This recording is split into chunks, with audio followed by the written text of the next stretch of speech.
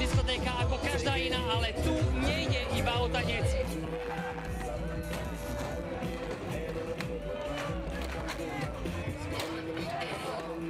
Ovplyvnený filmom, v ktorom sa party zmenila na demolačné orgie, v Ružomberku padli za obeť staré auto a nábytok. Chceli sme priniesť niečo nové, v zahraničí to funguje úspešne. Chceli sme, aby sa ľudia vybúrili tu nie v škole, nie na ulici. Tak sme to priniesli práve pod kontrolované prostredie. Nie ti len tak, aby si vedel! Je to dobré!